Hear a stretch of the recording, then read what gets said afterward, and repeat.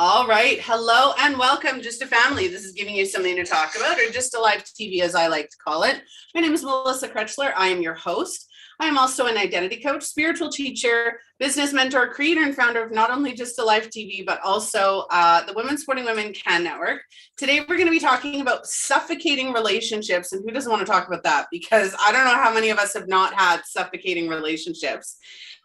Today's sponsor is the Phoenix Identity. They do individual, couples, and group and slash family coaching. If you'd like to check them out, if you're struggling in your relationship, if you're questioning whether or not you're drowning and suffocating in your relationship, please absolutely go sign up for their clarity session. It is $97 with the discount code clarity1. So go and check that out. Also, they are offering you the Empowered Warrior Women challenge. It is a 5-day challenge to see the 5 ways that you are giving away your power and how you can start to take back that now. So go and check out those links. Those are in the description. Again, today's episode, suffocating marriages or relationships in general. If you would like to get in touch with either myself or my co-host, you can do that. And to hand that off, I'm going to give it to my co-host to introduce themselves. Elizabeth, would you like to do the honors? Yes, thank you so much, Melissa. So I'm Elizabeth Soto-Baez. I'm a women's empowerment coach, and I work with women in their 30s and 40s who've been divorced and who are looking to reclaim their personal power and intuition. Women who kind of feel like they lost their identity, what they're worth, their purpose, their passion in life, and are ready to just start fresh and dig in and become who they know they're supposed to have been all this time. Yeah. I love that. So you and I were talking, just pulling up my notes here. You and I were talking on the pre-screening about, that feeling of being suffocated in your marriage. So let's talk about what that feeling actually feels like, because there may be people who are watching or catching the replay who kind of feel a certain way, but don't really understand what that feeling is in their relationship. So do you have any suggestions on what that actually feels like? Yeah, that's a great question because at first you don't realize that that's going on. And so it took me a long time. Actually, it wasn't until I realized I couldn't be married anymore that I was like, oh my gosh, this is how I've been living. And some of the things that I experienced retrospectively, I was able to look back and say, oh my gosh. One of the biggest ones was numbness. I felt like I wasn't feeling. I'm so sorry. I felt like I wasn't feeling. I felt like I was kind of moving through life as a robot and kind of just making sure that everyone else was okay, making sure my kids were okay, making sure my spouse was okay, making sure people at work were okay. And I never considered at any deep level, like, am I okay? Do I need to work on something for me? And I didn't realize this until much later, but the idea of suffocating was literal in my case. Like I often would find myself having anxiety and I couldn't catch my breath. I couldn't take a deep breath. I couldn't breathe well. And I hadn't realized that that was part of just how I was in my marriage, was causing all of these side things to be happening. Yeah. Do you think that the way I would look at it too is when you don't really know or understand what it is that you're feeling, or if you're actually feeling suffocating, is just really feeling unwell, really feeling unhappy or very stressed, very anxious, very like you're walking on eggshells, or like you have to tiptoe around, or every time you think about your partner or your marriage, or they come into your vicinity, you just energetically even feel it, right? You feel drained, you feel tired, you feel borderline depressed. There are many different symptoms of being in a suffocating relationship that we don't normally attribute to the actual relationship itself. So I Right. love that you explain that, because Yes. you've dealt with this firsthand, right? Yes, and the walking on eggshells is such a great analogy. And because I was so numb, I wasn't listening for all of those things. I was like, I just have to be here. I have to be here. I have to be married. I have to make this work. I have to show up. But the anxiety and the walking on eggshells and that energetic shift, like as soon as my former partner was in this space, like I just couldn't be in that space. I had to find ways to like not be around. And I love how you explain that, because that's really some of the things that I experience. And some of my clients have also shared, like, I just can't be around them. It's just too hard. I feel like I don't have freedom. Freedom is the biggest thing that comes up in my coaching practice. Like, I just want to feel free. I want to feel free to breathe. I want to feel free to move and do what I love.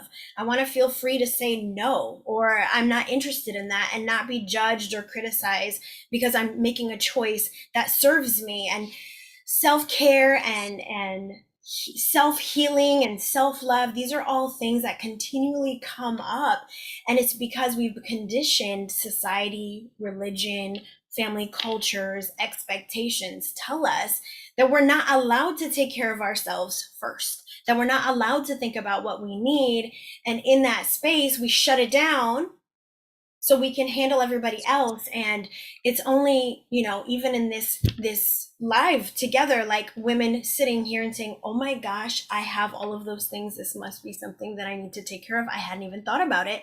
And it's right, you haven't thought about it because your culture and your community and these expectations tell you you're not allowed to think about those things. And so sharing with you today is really important. Yeah. It's almost like society, culture, family. We're taught that if our marriage or relationship fails, we're taught to internalize that it's we failed, not that the relationship wasn't meant to work or meant to last or whatever that looks like, because that's what it really is. It's where we failed. And that's, I think, the fear of failure, the fear of being the one to blame. I know people in relationships who are scared to leave, who, their partner is, the thought of leaving their partner is more traumatizing than staying in an unhappy relationship where they're drowning, right? I know people who have sat there and don't want the stigma of being the one to end the relationship, right? So they wait for their partner to do it. I have another person that I know who, as soon as things aren't going right, they'll nitpick at absolutely everything. You can tell they're the one that's not happy because they're attacking and nitpicking and saying, I expect this, you're not doing it. This is your fault. This is you. This is you. This is you. And it's like a constant battle. And then the other person is just like, I can't do this anymore. Yeah, I think all of those things happen, not all together, but sometimes they can. And one of the things that you said, people are afraid to leave because it's kind of one of those, like, I'll deal with the crap that I know versus the crap that I don't know. And that fear really holds us back. And this is not just in relationships, although it does show up in relationships in a very deep and intimate way, like the fear of not knowing what's going to come next, or the fear of judgment. What will people think? What will people say about me? How will they respond? And I had some of those things too. I really had to come face to face with, like, okay, how am I going to be when people find out?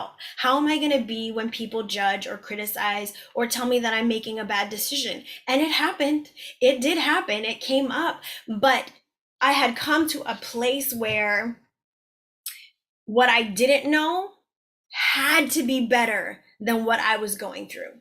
What I didn't have yet, I was going to create. I was going to make choices to create what I couldn't see, as opposed to continuing to live in this spiral that had no light at the end of the tunnel. One of the things that I experienced after I made the decision was, like, I didn't realize that it was so dark until I left and realized, oh my gosh, there's a light there. It's little, it's dim, it's far, but there is a light at the end of this pain.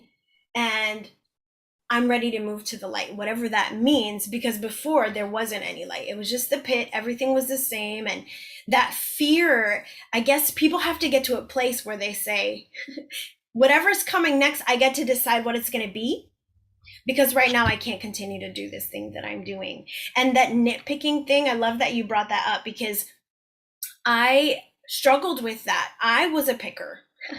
I was the picker. And I thought, well, I'm working on me. So partner needs to work on himself, and then we need to come together to kind of figure out how that is going to piece together. And when you're with someone that is choosing not to work on themselves, there's only so much you can do. And because we've been conditioned to personally internalize these relationships and say, well, if my marriage doesn't work, it's a personal failure, then it can be scary. But in the other side space, I've looked and I'm like, it isn't a personal failure. People grow apart. People make different decisions. People want different things. People's perspectives and meaning making looks different. And you have to just say, you know what? We just see the world in a different way now. And this isn't going to work anymore. And come to a place where you have that, like, we're just making a different meaning of this space, and it just isn't going to work for me. It's hard to do. It sounds easy. It's not easy, but so worth it. And, you know, it is scary, but you get to do it because you get to choose. You get to decide how it's going to be. Yep. One of the things, or two of the things that I want to mention, number one is that this whole conversation that Elizabeth and I are having doesn't mean, like, if you're suffocating in your relationship, it doesn't mean the relationship is absolutely going to end. There are processes that you can go through, right? And I'm sure Elizabeth went through these processes where, you know, even if you need to get a third party in and vocalize how each person is feeling and say, you know, should we continue, right? Make it a joint effort. Should we continue, right?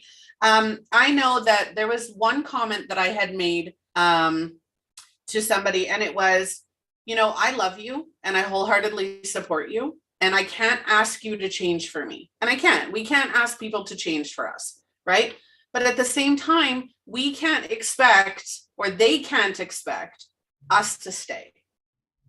And that's part of that communication. That's right? hard though. Healthy communication is a huge one. Yep. Mm-hmm.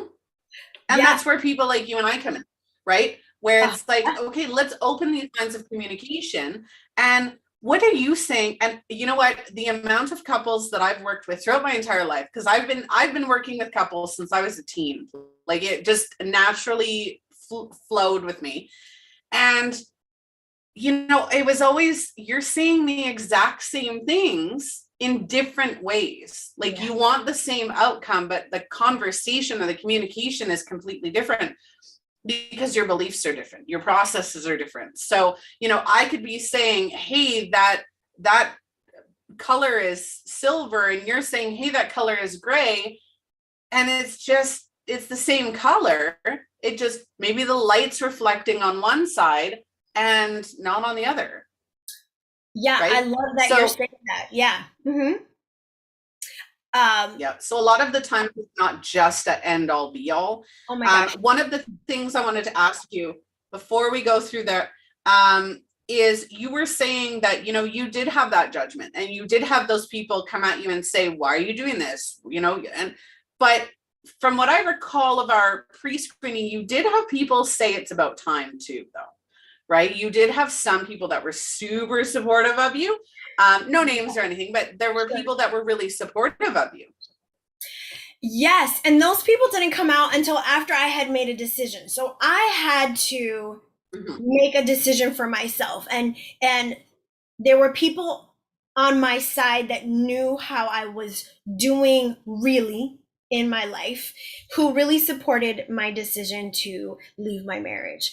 And once that, it's like Pandora's box opened. And so some people were very critical and not understanding and didn't really get it. And I appreciate that, because you didn't live in my house and you weren't in my marriage. So of course you don't get it. And I see you. Also, don't judge because you weren't in my marriage and you didn't see my life. But then I had other people, some surprising people, to be quite frank, that came and were like, I am so proud of you. And I saw things for a really long time, but I didn't know how to tell you, or I didn't know how to say, hey, are you okay? And that opened up so many things. Communication is huge. You want people to communicate the truth. It's scary to tell people what you think about their personal relationships. Marriage is one of those very delicate relationships where other people aren't going to really come in and say, hey, like something doesn't look right. Most people aren't. Maybe you have like one bestie who's like, hey, this is not going to work. I think this is failing. And my one friend really did kind of plant some seeds for that. The other thing that you said that was fascinating to me as I think about my clientele is communication. It's really important that your relationship has very open, honest, safe communication. And when you have that, relationships don't have to fail. Fail is such a strong word. They shape differently. They mold and move and transition and grow and ebb and flow as you ebb and flow. We're not designed to be static. We change. Who I am now is not who I was when I was 25, and I'm really glad for that. I'm glad that I'm not who I was. But the other part is communicating with yourself, understanding what you need.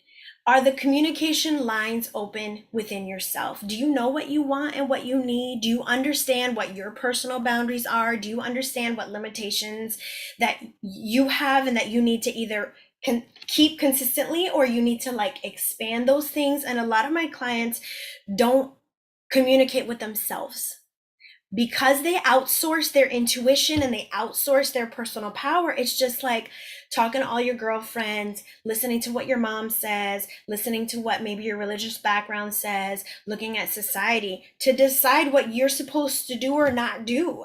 And that really makes it hard because then you don't really know what you want. And how can you decide what's good or healthy if you don't really know what you want or what you need? And I was in that place. I knew that I was not happy and I knew that I was suffocating. And I also didn't know how to not do that. So I really empathize with the women that are in this situation. And I really empathize with like the lack of clarity and the lack of like intuition. What is that? I'm supposed to have my own intuition. I had no idea. That's a real thing. And so we have these conversations all the time. Actually, you do. You have intuition, and your body and your mind and your spirit know what you need and what you don't. And we've just been conditioned to not listen. And so it gets really hard. And just one other thing that you said, I'm not pro-divorce. I'm not like, leave your man or leave your woman. Like, I'm not pro that. I'm pro like, love you, pay attention to you, communicate what you need, take care of you. When you're good, then you can show up as your best self in all your relationships, not just your partnership or your marriage. You need to be okay though. And if you're not, then you need to communicate that with yourself. Or you need to communicate that with the people that love you the most so that you can get to a place where you feel healthy being who you are. Yeah. My husband would love that sound, by the way. Yes, I'm so sorry. Of course, they're here now making all this noise. No, that's totally fine. I like that sound. So we have in Winnipeg Sunday night cruise night, and it is it's amazing. Every Sunday during the summer, all of the beautiful souped up old cars, new cars, all go cruising down our main roads. And it's like this whole thing. There's car meets. It's a beautiful time. We love it. It's getting a bad rap lately, so we're trying to build it up so that it's something different. But that's a whole nother thing. But I love the sound. You have to have a love of nice cars. But when it comes to relationships, what people don't understand is a few things. Okay, so I have this guide, and I should have linked it. I have this guide. It's the seven most damaging relationship issues, right? Mm-hmm. I had it titled something else. That's why I kind of stumbled on the words. Originally, it was the 7 ways you're destroying your relationships. And what it is there are 3 parts to every relationship. There's yourself, there's your partner, and then there's the relationship, right? So in every relationship we have, we're putting ourselves into it. We're putting our expectations, our needs. We're trying to meet their needs. They're doing the same, right? So there's what I need, what he needs, and what the relationship itself needs to cohesively move forward, right? When we don't, we need to put ourselves first. So my priority list is I'm number one. I will always be my own number one priority. My husband is my second priority. My children are my third. Now that switches up every so often depending on the need. But if I don't put myself first, I'm going to lose myself in those roles. And being a wife and being a mother, I'm going to lose myself in those. So I come first. Now, if I put my children before my husband, my children are all going to grow up and leave. When they leave, then I'm left with a roommate that I don't know. Right. Mm-hmm. Right. Yeah. Yeah. So there is a priority to put in that work, to remember, you know, who am I? Who are you? Let's get to know each other as things grow and as things shift, because it is fluid, right? We are always changing and learning. Now, one of the things is putting our expectations on other people. That happens all the time. And that is a communication issue as well, because we tell people, you know, I'm feeling this way, and we put it on the other person. Right. Right. But it's not. If we feel a certain way, that's on us. If I didn't communicate to you how I felt, then you're not going to know, you're not going to make any changes. And I'm just going to stay stagnant in that relationship, feeling unhappy and expecting you to know exactly what I need and want when I haven't told you. That is a huge one. And that's a lack of communication. Yeah. Yeah. So I am so glad you said that, because we put our happiness and joy into other people's hands all the time. Like, you know, all the memes and advice and encouragement, like find your other half, find your better half, find, you know, this, you're not a half, you're a whole person who gets to be happy and joyful and live life the best that you can as a human being. You get one shot. You get to show up as your best you. It is not your partner's job to make you your best you. Now, if you're in a healthy partnership, then you have someone that's going to keep you accountable. Hey, you dropped the ball on this thing. Or remember when you told me you wanted to be or have or do? I'm here to push you into that. Like, go get what you need. But it is not your partner's job to make sure that you feel happy. And it's not their job to make sure that you're good all the time. Do they check in? Yes. Is it so nice to have someone care for you in that way? Absolutely. But it is not their responsibility. It is your responsibility. And this is news to me. Like, I'm living that life now, but that wasn't common knowledge for me or for the people that I work with.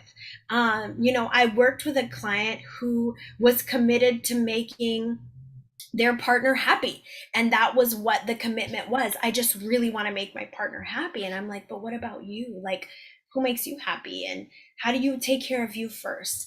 The other thing that I love that you said that has come up a lot is your priority list. Who's top on your priority list? A lot of moms put their children first on their priority list. And I get it. I see that, especially when your kids are very little. It's hard. It's a challenge because you're so stretched. But you are still you when your kids are not there. You are still you when your partner is not there or you don't have a partner.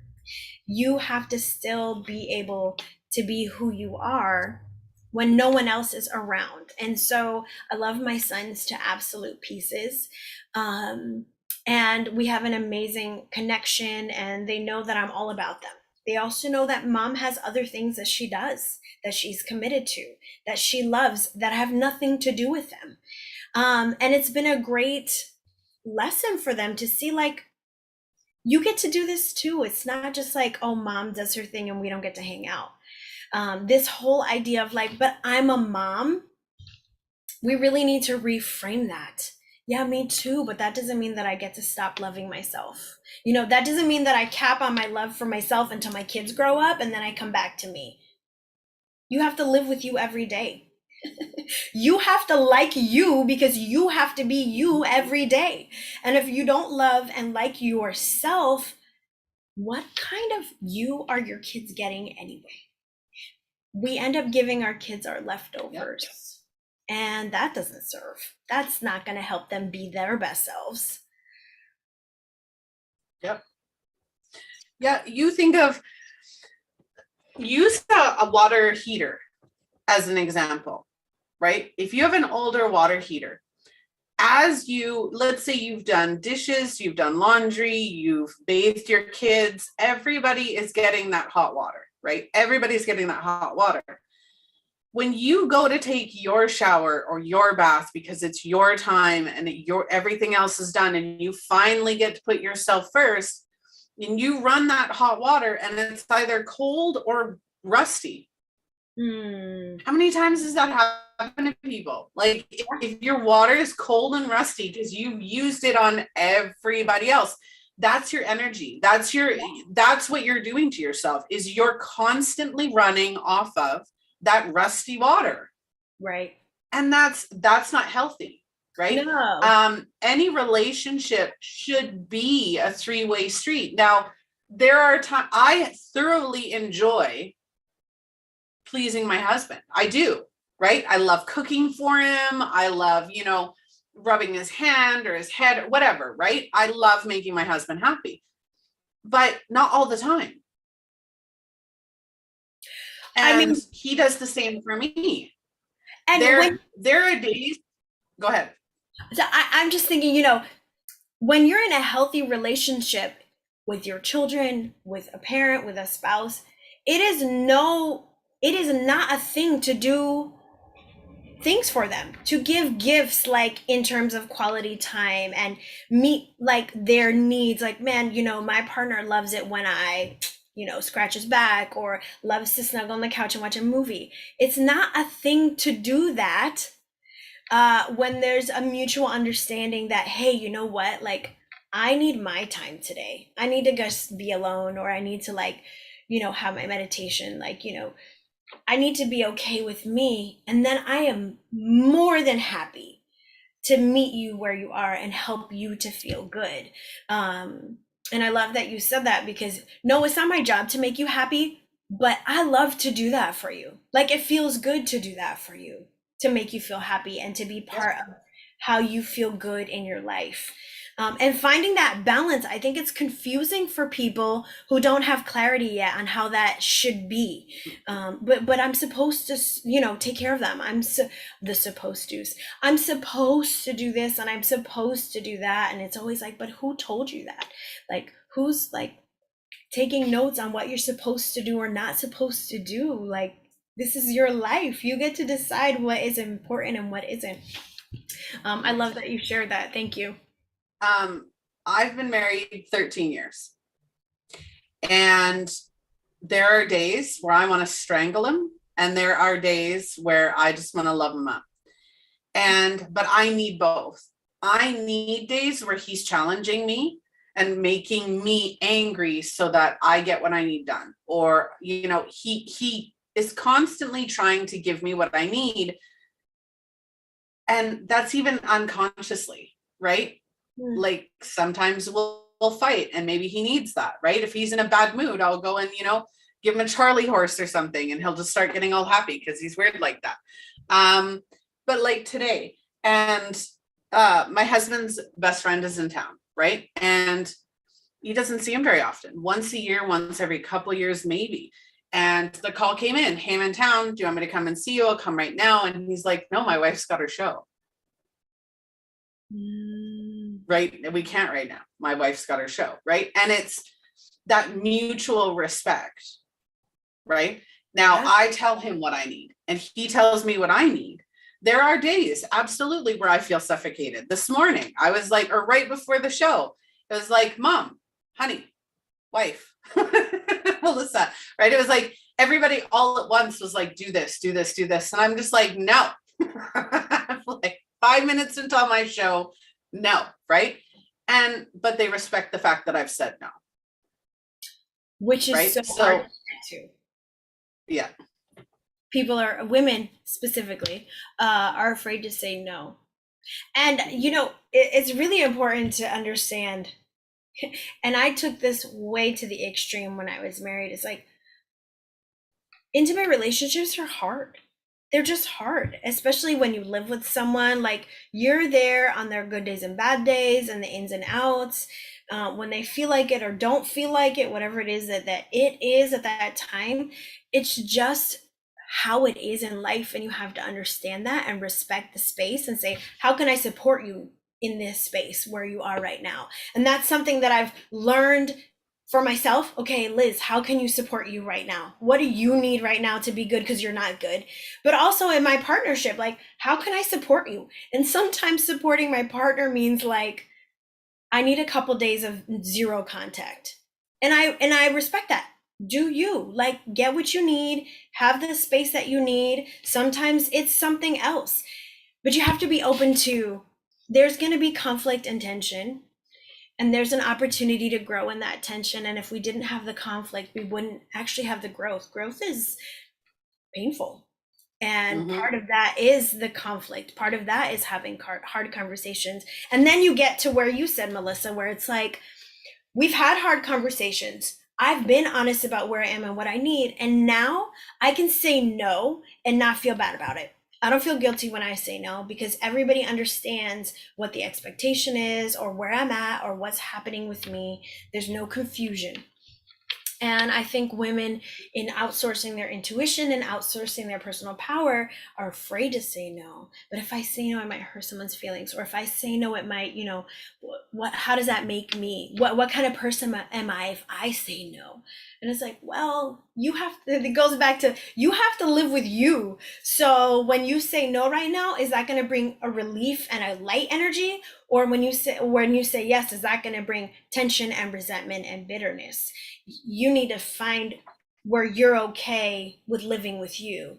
And I think, I love that you're saying, I said no and everybody knew what was up. And I think more women in my shoes, and not women in healthy relationships, need to be able to say, no, that doesn't work for me, and come to a compromising space and say, this works, this doesn't work. How can we make this be better for everybody?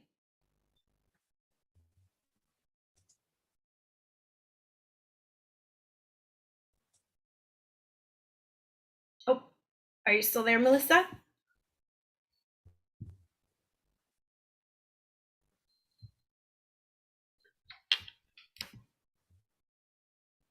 Yep. So my husband, as many of our viewers probably know, dislocated and broke his ankle a few weeks ago now. So he's laid up, casted, crutches, no pressure on that foot whatsoever. So today, right before the show, when I went downstairs, because I'm a smoker, we smoke. So I went downstairs to go outside and have a cigarette. And I was like, rush. It's like 1:45. And I'm like, no, I need to go and do this. So he gets up, and I didn't actually think he would get up, but he gets up to go for a cigarette with me. And I'm like, which way are we going? Are we going outside? Are we going in the garage? And he said, we'll go in the garage so that you're not waiting for me. Because if we go outside, then I have to help him outside and help him back in, which means I have to wait. If I go in the garage, even though it's further for him, I don't have to help him. So instantly he's like, you're on a time crunch. Let's go in the garage. I'll be okay. And I came in and left him in the garage and came in to do the show. Right. So it's, again, that communication, right? When you have a partner now, again, my relationship is not sunshine and rainbows all the time. Do I feel loved? Yes. Do I feel supported? Yes. Do I trust him? Yes, absolutely. I feel the way that I am supposed to feel, the way that I want to feel. People don't understand. And again, it's society that creates this, whether it's our religion, our families, our societal expectations. A relationship isn't about finding Mr. Dark and Handsome or Prince Charming or anything along those lines. And I love Disney movies, but I have a real hard time liking the the, what they taught us about relationships. Sure. They're unrealistic. Yep. An actual relationship is based on your need to feel, right? And when you find a partner that gives you what you need to feel, so I don't worry about being cheated on. I don't worry about him leaving me. I don't worry about him not putting me first if the need arises. We work well together because I give him what he needs and he gives me what I need. And it's automatic, right? And if it strays away from there, it's like, okay, I'm feeling like this, I need a little bit of help today. Can you help me out with this, whatever it is that's going on, right? And again, one of the biggest things is communication. If you're feeling suffocated in your relationship, no matter what type of relationship that is, you need to, number one, like Elizabeth said, and I wholeheartedly agree because I'm an identity coach, and that is exactly what I would tell my clients, is number one, check in with yourself. Yeah. You need to be open and honest with yourself. You need to look yourself in the eye and go, what do I need? What am I not getting? Am I happy? And you need to figure that out, whether that's through help with Elizabeth and I, whether that's somebody else, whether you can do it on your own.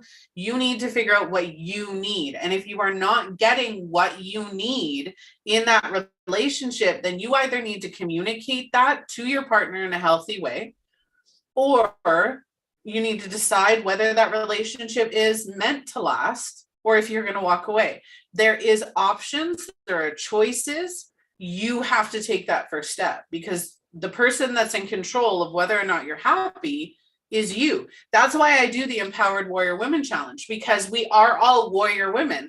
We all have that indescribable power within ourselves that we can tap into to make sure we're getting what we need without aggression, without, obviously horrible intentions to other people, but we can do it in a healthy, happy way while embodying that warrior power, right? If anybody watching, if you feel that there's this wiggle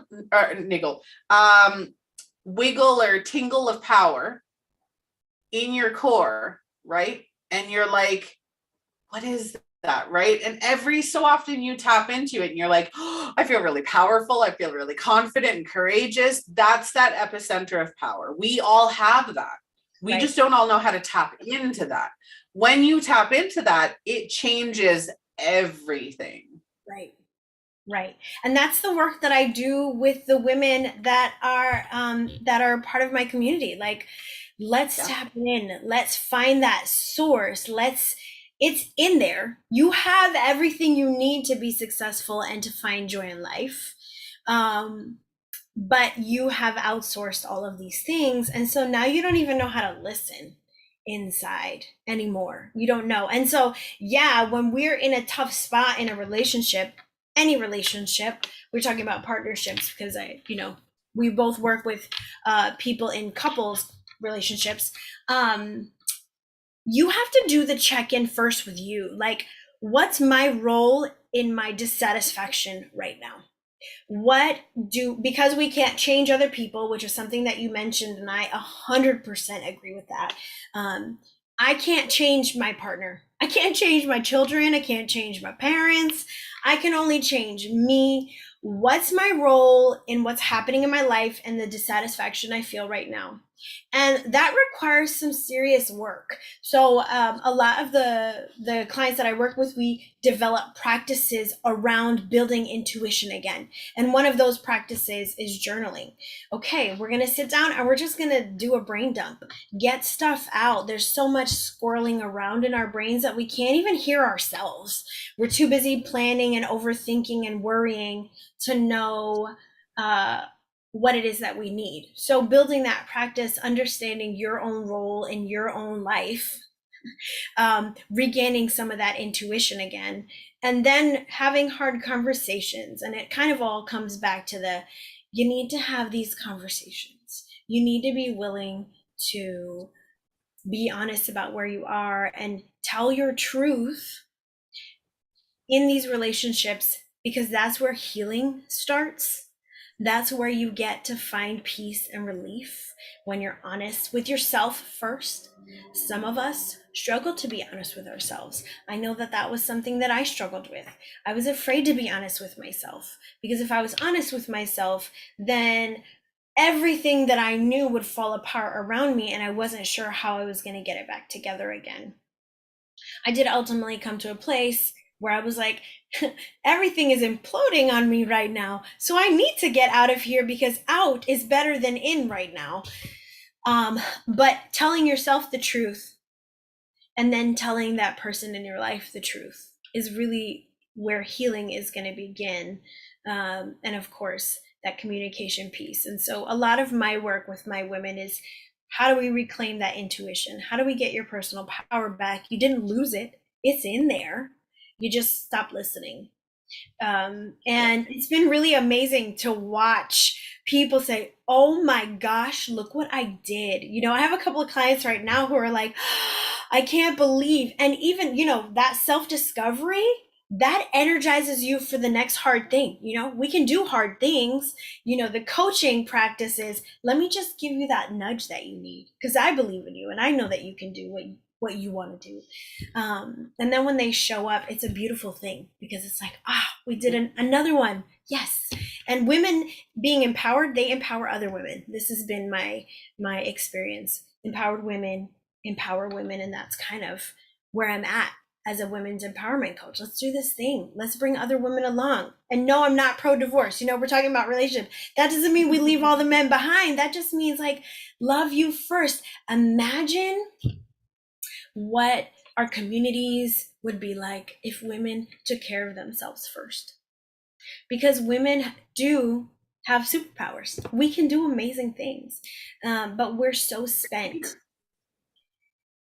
Yeah, we're so spent that we're not tapping into that energy source. And if we did, it would be an amazing place. The world would be a much more amazing place for sure. Yeah, absolutely. Mm-hmm. I love that. And I should bring you into the Women Supporting Women Network because that's what we do. We empower women, right? And it's women supporting women. And we don't do that enough. And not to say that men don't deserve support because they absolutely do. I know that you and I mostly focus on women, so that's why we kind of kept it towards women. But right. It's, you know, I know men and women who feel suffocated in their relationships. Absolutely, wholeheartedly, right? I know men who are scared because of they have children involved. And in Canada, that means child support. In the US, that means child support. And not that they don't want to pay child support. They're, you know, even in my own experience, I've met some very vindictive women who use that. Use and abuse it, right? And so there are quite healthy fears for men and women in relationships, right? Women, it's the worry about retaliation physically. With men, it's worry about retaliation financially and with children, right? Mm-hmm. We shouldn't be in that spot. You know, a relationship ending is healthy. There's nothing wrong with a relationship ending. And again, like you, I'm not necessarily pro ending, but sometimes that is the best course for both parties. I wrote a book. It's called On My Way to Us. And I wrote this book. And it was about how, number one, I'm married to my twin flame. I'm spiritual. So I married my twin flame. We almost met 8 times before we were set up on a blind date. And we can trace back those 8 places where we were in the same place at the same time. Wow. But we never met. And when we finally did meet, we did go back and we traced those. And when we met, I had ended one of my longest relationships at that point in time. I hadn't had very many, so that one was 1.5 years. I was cheated on. The one before that ended badly with a child, and it was just this. So I went through all of my past relationships, and all of them ended, and all of them had negative connotations to them, right? But at the same time, they were positive, right? While I was in the relationship, there were positives. So I wasn't focusing specifically on the negative, but every one of those relationships taught me something that I needed to learn in order to be, number one, ready for my ideal partner. Number two, to be the ideal partner myself. Right. How to stand up for myself, how to put myself first, how to be a good partner. One of my past relationships, I used and abused him. One of my other ones, I was used and abused. One I was cheated on. One, like, so all of them taught me how I wanted to feel as a partner, from my partner, and in a relationship myself. So now I don't react. So if him and I are in the midst of an argument, I say, you know what? I'm getting to that point where I'm going to say or do something that I'm going to regret, and I don't want to do that. Because I'm very volatile. I will say and do things that are intentionally going to hurt you. And I don't want to do that. So I take a step back. I put myself on a timeout. That's number one. Number two is, again, communication, right? When I have something going on for me, I say, you know what? I'm really feeling frustrated right now. I'm not mad at you. I'm not mad at the kids. I'm really frustrated. I need to work on that. Can you guys help me by doing this? Right? And give them the opportunity to help you. It's communication, knowing what you want to feel. Again, I'm not worried about being cheated on. I'm not worried about him going out and choosing everybody over me. I'm not worried about him just up and leaving me. I got what I wanted to feel from this relationship. So any hard times that we have had, it's worth it to work through it, because no matter what's going on in the day-to-day, he still gives me the feelings that I want and that I need. So it's really, again, it comes down to asking yourself, who are you? Who are you? What do you want in a relationship? What do you truly need to feel? Not whether he has no kids, he's single, living at home with his parents. Like, none of that matters. The relationship of your dreams isn't going to be, a list on paper of his looks, his career, his family life. None of that matters. It's how he makes you feel, or how she makes you feel. That's what matters in a relationship.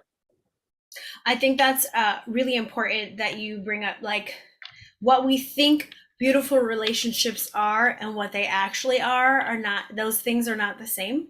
And because media, social media, TV, movies, they show us this skewed version of romantic relationships, and there are so many pieces to what will work, and it's often not what we think it is. So I appreciate you sharing that. When you find someone that is a good fit for you, they understand what you need and the space that you require and how you move in the world, and you understand how they move in the world, and there's a mutual respect. And something that I personally have found in my current partnership, and something that is very important to me, is, not just honoring and respecting who I am and who that the partner is, but also saying, like, I want to support you to be your best you. What does that look like? Because I want you to be successful as an individual person, because the things that you're doing as a human are gifts that people need. You are gifted in what you have. Let's get you to where your best, whatever that means. And me doing the same thing for him in that relationship. And there's no jealousy, there's no animosity, there's no like, why aren't you paying attention to me? It's a mutual, like, hey, you got stuff and I got stuff, and then we come back together and say, ooh, what was all the things that, how did you grow today? What was good? What was not good? How can I support you? And coming to that place. But it comes back to, we keep coming back to this, like, you need to be able to communicate that without being afraid of being criticized, judged, or shut down. You need to know who you are, how you feel, and you can't blame someone else for making you feel a certain way. The way that you feel is the way that you feel. People don't make you feel anything. It's your meaning-making brain. Our brains are meaning-making machines, and so the meaning that we make about things causes us to have certain feelings and emotions. We need to put ourselves, like you said, in a timeout, I'm having feelings about this. I'm not clear on them. I need a timeout so that I can understand what my role is and what I feel. And then we can come back and have a conversation about what that looks like. And in an unhealthy relationship, in my unhealthy relationship, it was, you make me feel like this and I don't know how to unfeel it. Or, you're giving me this role that is not my role and I need you to take it back, but you're refusing to do that. And so everything's my fault. Or I'm crazy. I'm crazy because I have feelings. And there was just so much disconnection and all of that. And it wasn't safe to communicate. It wasn't safe to be honest. And if you're in a relationship that doesn't create a safe space for you, that's going to be really detrimental in the long term. So it's beautiful for you to share, you're married, I'm not. I have a partnership, but like you saying, like, we need those hard times because it's just how we grow, it's just how we know each other. And then I appreciate him more when it's over because we move through that together. And I love that. That's really what it's supposed to be like. It's supposed to be like that. It's not, what do I say, unicorns and rainbows all the time. It just isn't. But at the end of the day, you can say the person that is in my life makes me feel amazing about who I am, allows me to be my true and honest and authentic self. And I feel appreciated and loved. And I still get to be who I am without judgment. And that's a beautiful place to be. And I hope, with the work that I'm doing with the women that I work with, that's where we ultimately want to be. I want to love me so that I can be in that healthy space with someone else. And it's not impossible. We do a lot of like mindset shifting and reframes. It's 100% possible to have these beautiful things. We just have to be willing to do the work. And that's where we come in. The coaches come in to help them show up for themselves and help them push through and do the work. Yep.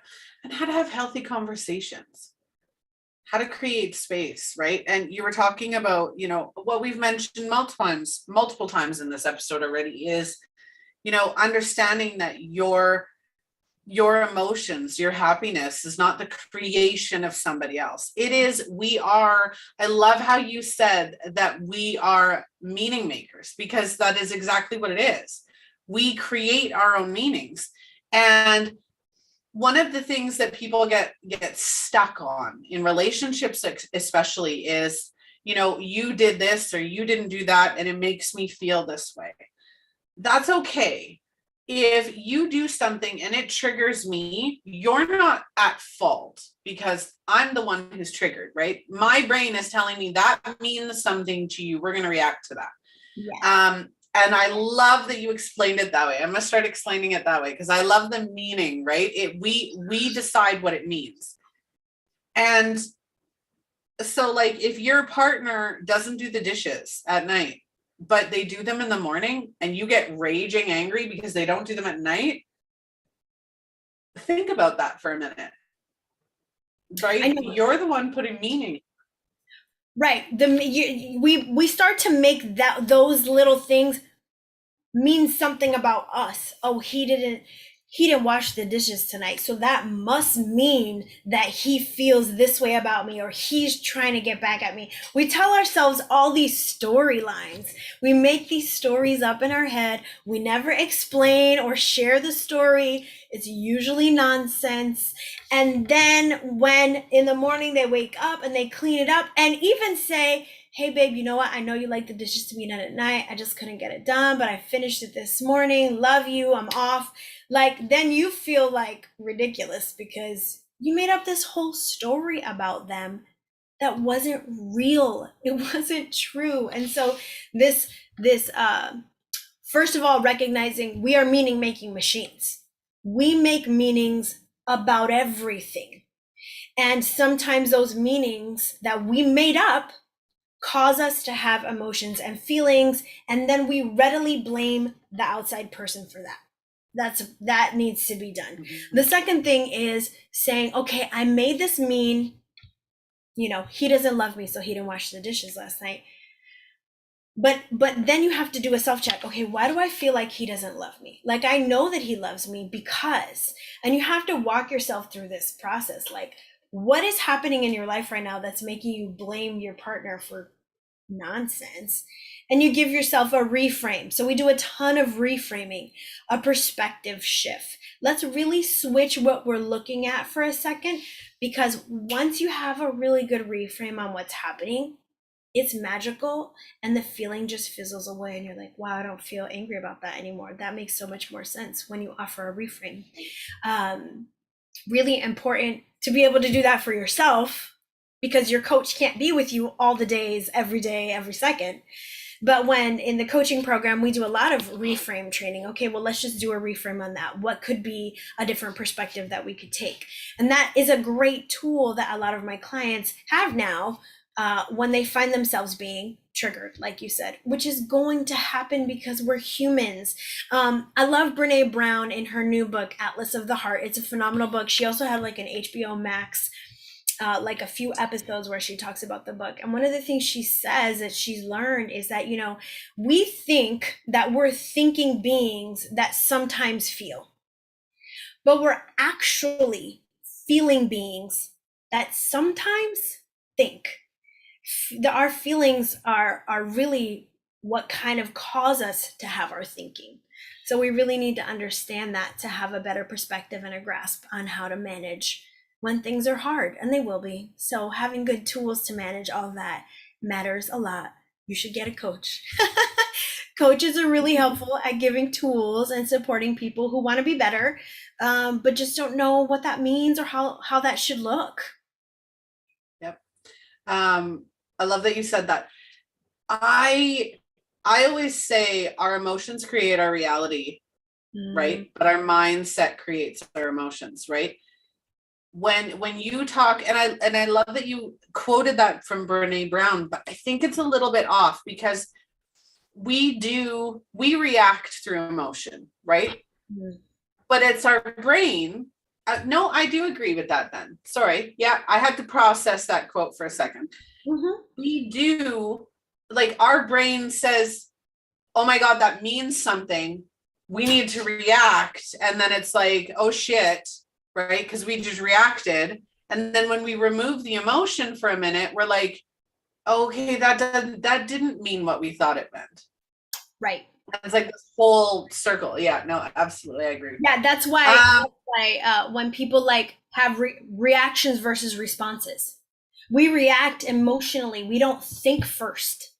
Training ourselves to think first is very hard to do. It's because our feelings really are I do that. The guides. Yeah, it's hard. It's hard. It is hard work. Once you learn how, it's pretty simple and easy once you learn how. But it is work. Yeah. I've, for a long time, like, and it drives my husband batshit when I do it.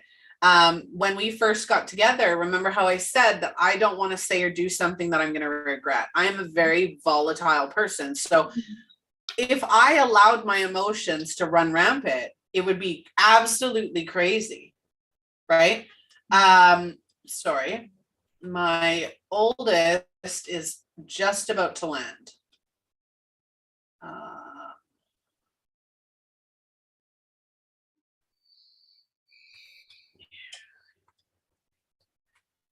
Sorry. My son's coming in from Kamloops. He went there for work for a week, so he's landing right now. And I told him to message me just in case I was able to pick him up. So I think that is my cue to get going for today, since we're at 3 anyway. Is there anything else you'd like to add before we go? Well, it's been a pleasure chatting with you, Melissa, about all of this. If any viewers are interested, you can find me in 2 spots. I'm on Instagram at launch.your.life.coaching. And I also have a a Facebook group for women who are living this life right now. It's called Launch Your Life, Reclaiming Your Intuition and Personal Power. And I would love to meet anybody in those spaces. It's a great, my goal is to build this community for women, because when you get divorced and when you have to face all the things that we shared today, Melissa, it can be very lonely. And it can be really hard. And this space is designed to create freedom and security and joy and peace. And those are all the things that my programs strive to provide to these women. So if you're interested, come find me on Instagram or on Facebook. I would love to meet and connect with you. Absolutely. I know that your website and your Instagram are posted below in the comments for anybody watching. If you want to go and check her out, go and do so. Again, those are posted below. The Facebook group isn't, because that was promotional, so that wasn't allowed. Today's episode has been sponsored by Phoenix Identity. Go and check them out for the Empowered Warrior Women Challenge, or if you would like a clarity session to figure out how you can find yourself again, because that's really what it is reclaiming your identity, finding out, removing what no longer serves you, and creating a life that you love to live. So go and check that out. Thank you so much, Elizabeth, for joining me today. I really appreciate this episode. We could talk about this for hours. Such a passionate topic and something that a lot of people need. So thank you so much, Melissa. All right. Well, you're very welcome. Thank you. All right, Just a Family. Again, this has been your episode. Please go and like, follow, and share the show on your social media platforms. You can find us at justalivetv.com, or you can search Just Alive TV across the social platforms and find us among most of them. If you'd like to be a guest speaker, or if you'd like to see a topic featured on the show, please reach out to us across any of those platforms.